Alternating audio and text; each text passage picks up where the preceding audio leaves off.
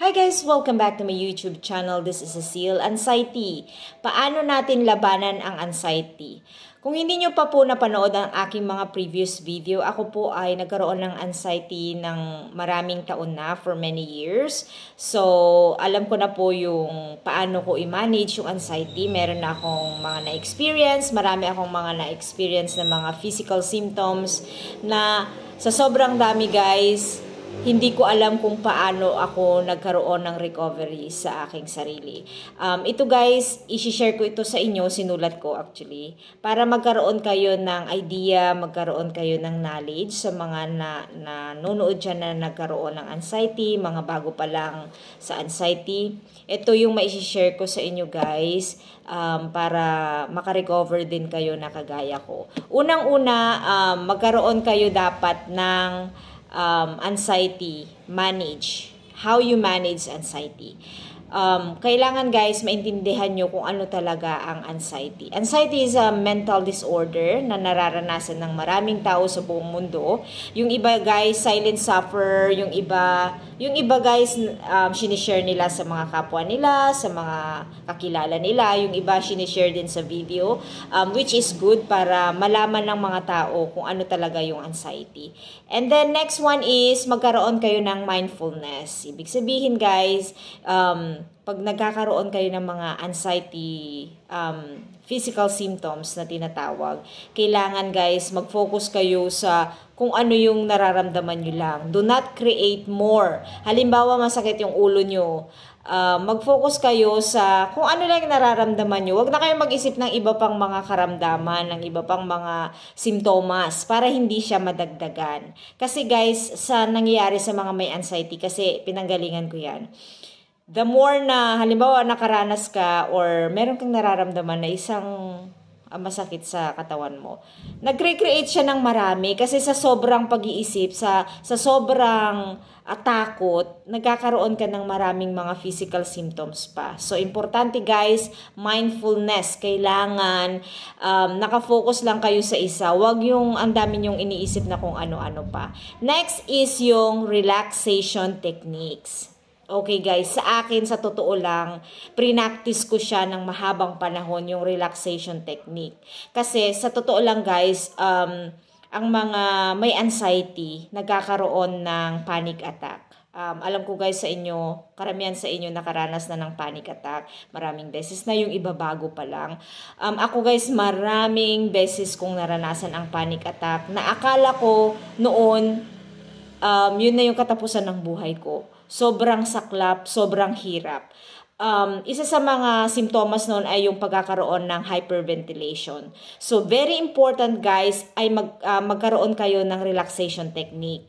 So, pag alam nyo na medyo anxious kayo, medyo nararamdaman nyo na umaatake yung anxiety symptoms ninyo, then make it sure na magkaroon kayo ng relax. Relax and calm down as much as possible if you can, and practice those technique para sa susunod alam mo na yung mga gagawin mo. Next one is correct breathing. So may kaugnayan yun sa sinabi ko kanina na pag nagkakaroon ang isang may anxiety, pag nagkakaroon ng panic attack, nagkakaroon ng ibang mga simptomas, physical symptoms, then you have to practice yung correct breathing. So, in the morning, you have to practice yung breathing exercise na binanggit ko sa ibang mga video ko.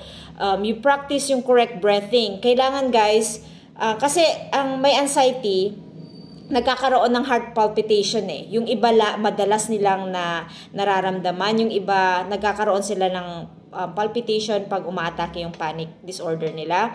So, you have to practice yung breathing technique. So, kailangan guys, you practice nyo yung paghinga nyo, hahawakan nyo yung diaphragm or your stomach ninyo, doon kayo hihinga. Kasi more on, pag takot tayo, natatakot tayo, dito tayo humihinga sa chest, right?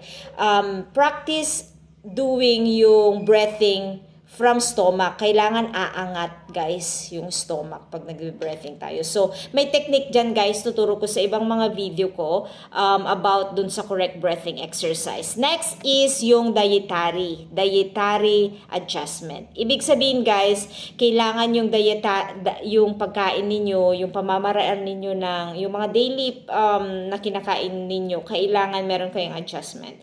So, in anxiety, sa mga anxiety sufferer, I should say, anxiety sufferer, kailangan be aware sa mga kinakain ninyo, yung mga sweet, mga caffeine. Yan, guys, let me tell you something about caffeine.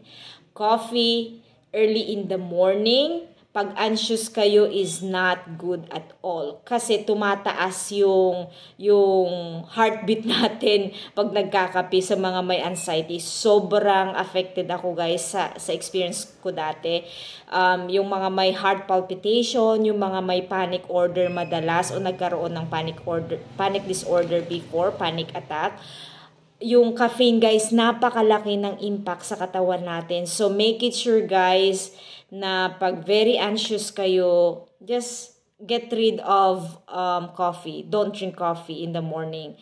Or don't drink coffee at all. If you know na namamanage nyo na yung anxiety ninyo, then you can drink coffee. So, it's how you deal with it. Pero pag bago pa lang kayo sa anxiety, stop drinking coffee. For me, para sa akin, guys, I'm not really not the expert, but sa akin, sinishare ko to sa inyo, guys, sa aking experience, para magkaroon kayo ng knowledge. Kasi yung iba, guys, nako-confuse, ano ba yung gagawin namin? Maraming mga nagko-question sa akin, guys. So, make it sure na magkaroon kayo ng dietary adjustment. Hindi lang sa caffeine, guys, sa mga sweet, sa mga maaalat, sa mga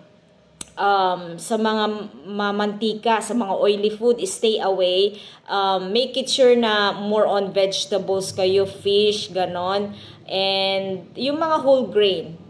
Practice eating more nutritious food because it will help your immune system and your mental also. Kasi pagka ano, guys, pag kumakain tayo madalas sa labas, nagkakaroon din tayo ng bad impact sa katawan natin. Tumataas yung blood pressure, tumataas yung blood sugar ng iba. Kasi pag sa anxiety, guys, sa totoo lang, dati, nako-confuse ako dyan sa pagtaas ng blood pressure.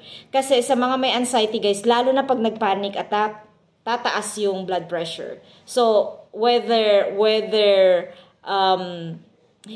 ang tawag doon, hindi ka anxious, pag nagkaroon ka ng panic attack, tataas talaga yung BP nyo. Yung iba hindi, pero madalas, guys, yung iba tumataas yung blood pressure. So, very, very important yung dietary adjustment. So, nasa sa inyo, guys, kung ano yung mga dapat at hindi dapat ninyo kainin. Binanggit ko rin sa ibang video ko, guys, yung mga dapat kainin, yung mga dapat at hindi dapat kainin. So, make it sure na meron kayong dietary adjustment for your daily food. Okay? And then, exercise. Next is exercise. Napakahalaga, guys. Actually, yan yung top 1 ko. Sa totoo lang, yung nakatulong sa akin sa bilang may anxiety is exercise. Ang exercise sa akin, actually, kahit nung wala pa akong anxiety, kahit noon pa, medyo bata-bata pa ako, talagang madalas ako mag-exercise. Sa akin, guys, ang way of exercise ko is dancing. I dance ballroom and then I do a lot of Zumba also. So, dancing is one way for me of yung relaxation ko talaga. And that's already my exercise. It helps me a lot to improve my anxiety kasi aside doon sa pag-exercise, nakikisocialize ako sa mga taong may positive mindset that will help me also to recover my anxiety. So, make it sure, guys, na meron kayong exercise. If you cannot do it outside, meron mga exercise at home. May mga way of things na you can do at home. Yung kahit kung mataas yung dizziness or yung hilo ninyo, guys, meron kayong few minutes of doing exercise kahit nasa bed or nakaupo kayo. And then, pag okay na kayo, yung balancing ninyo. Ako, guys, sa totoo lang, ituturo ko sa inyo sa ibang video ko yung how I do my exercise at home. Kasi nagkakaroon ako ng personal balancing. Yung isang pa ako tinataas ko, make it sure na nababalance ko yung sarili ko. Kasi isa sa mga impact sa akin ng anxiety, na physical symptoms, yung dizziness, yung pagkahilo. Sobrang hilo. Dati guys, nahihilo ako ng 24/7 dati. So, na-practice ko guys yung pagkakaroon ng exercise is very, very helpful for me. Kasi mas na-overcome ko yung anxiety symptoms pag nag-exercise ako. So don't forget, exercise is one way of remedy or ng my anxiety. Next one is building self-esteem. Very, very important yan guys, self-esteem. Self-esteem and self-confident. Kahit na anong pangyayari guys, kahit na anong saklap, that's the right word, saklap ng napagdaanan ng isang anxiety or pinagdadaanan ng isang may anxiety, kailangan guys, maging confident kayo. Kung alam nyo walang sakit, wala kayong talagang sakit na physical sickness, be confident guys. Kahit na nakakaranas kayo ng physical symptoms ng anxiety dahil sa anxiety, make it sure na be confident. Maglakad kayo, kahit na medyo hilo, may nararamdaman kayo, maglakad-lakad kayo guys, be confident because no one is going to help you. Minsan guys, minsan kumuha tayo ng support from other people. Yes, it's also helpful, pero very important guys, yung magkaroon kayo ng sariling yung sarili ninyo, tinutulungan ninyo, so para magkaroon kayo ng self-confidence that you can do it. You can stand alone, nahihilo man kayo, labanan, kasi walang ibang paraan kundi yung sarili mo lang.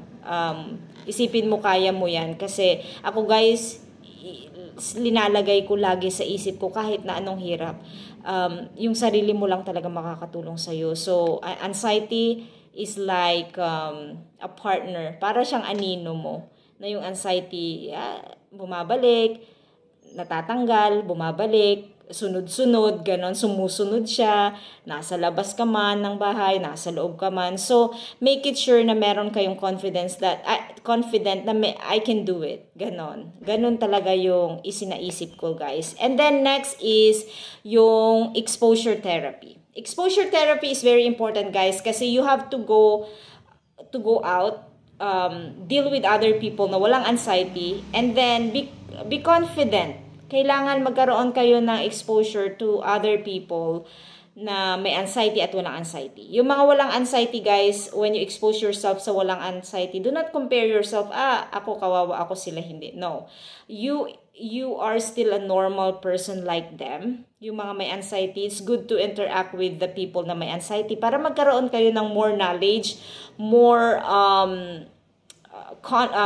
like confidence sa sarili nyo na hindi ka nag-iisa. Yun guys. Hindi ka nag-iisa, na nakakaranas din sila ng mga kagaya mo na nararanasan mong mga physical symptoms. And the next one is problem solving. Structural problem solving is very important guys. Kung meron kayong knowledge sa anxiety, alam nyo din kung paano ninyo mare-recover. That's why you have to educate yourself para magkaroon kayo ng everyday meron kayong problem solving. Halimbawa, may naramdaman kayo guys, kahit na ano, from head to toe. Kailangan alam nyo kung paano siya i-cope up. Kung meron kayong heart palpitation, make it sure you sit down and do the breathing exercise. Pag meron kayong numbness, make it sure that you do your exercise for your hand. And then for your feet and for your head, it's the same thing with your headache. Do things kung paano ninyo mako-cope up yung nararamdaman ninyo. And then next is, it's very important guys, medication. If you know that you cannot control na yung anxiety, then you have to go to the right person, which is psychiatrist. You have to go to the right doctor para matulungan kayo or ma-help nila kayo for your anxiety disorder. So, medication is very important sa mga, lalo na sa mga may severe anxiety, because it can help you calm down, but it's temporary, guys. You also need to do yung mga binanggit ko from the beginning. Kasi kahit na may medication ka, you also have to help yourself, right? So, but then, medication is very important for you to be able to, overcome yung anxiety. And the next one is support group. Eto na, guys. The reason why I make this video is to help everyone, especially those kababayan ko, Filipino people that are suffering from anxiety. Ibinabahagi ko to sa inyo, guys, kasi for me, sa totoo lang, dati naghahanap ako ng mga support system. Your family is one of your support system. Your friends can be your friends, can be not. Minsan hindi, kasi sometimes you share what you feel but they don't understand. They don't know. Anxiety is like stress daw, but it's not true. Anxiety is a medical health condition na maraming nakakaranas sa buong mundo, guys, hindi lang sa atin. So, support group is very important. Like yung mga sa amin, kami na nakakaranas mismo ng anxiety, sinishare namin to sa mga baguhan pa lang na may nagkaroon ng anxiety. Support group is very important because they are the one who will give you advices. Sometimes you take it wrong kasi minsan na-explain ng marami yung mga physical symptoms. But make it sure na tingnan ninyo yung mapupulot ninyong aral sa mga ibang mga taong may anxiety, maaaring matulungan kayo to recover from anxiety, your emotions, your feelings, and your mindset. So, those are the things na pwede ninyong gawin sa sa daily basis ninyo hanggang sa makarecover kayo. Ito yung mga pamamaraan para labanan yung anxiety, guys, because no one is going to help you hanggat hindi nyo natutulungan yung sarili ninyo, guys. Sometimes, you need doctors for sure to get your mga medical result, and then for the psychiatric test and everything, you need those. But it's very important also, guys, na tulungan ninyo yung sarili ninyo para magkaroon kayo ng recovery. It's a process, guys. Medyo mahaba-haba yung proseso talaga, pero you have to accept and live the life na just like a normal people also, na yung normal na mga walang mga anxiety. Ang anxiety, guys, nakakaranas yan, yun yung mga tao nakakaranas yan, pero yung mga nagkaroon ng severe anxiety, nakagaya ko, kagaya ng iba siguro sa mga nanonood, hindi natin siya ma-manage kasi sa sobrang severe. Ibig sabihin, matindi yung takot, matindi yung nasa isip ng isang may severe anxiety. Sa mga taong nakakaranas, guys, alam ko nahihirapan kayo, pero ako, guys, nanggaling ako dyan, alam ko mismo kung paano yung hirap. And noong nalaman ko na yung mga technique, yung mga pamamaraan na pwedeng gawin from other people's experiences, naging educated ako sa anxiety, kung ano yung anxiety. Sa mga nakakaranas dyan, guys, huwag kayong mawalan ng pag-asa. This is a small technique lang. Maraming paraan dyan, guys. Isi-share ko pa yung iba. Pero I hope nakatulong ito sa inyo, and hindi kayo nag-iisa, manalig lang kayo, and you can do it. And I'll see you guys on my next video. Bye!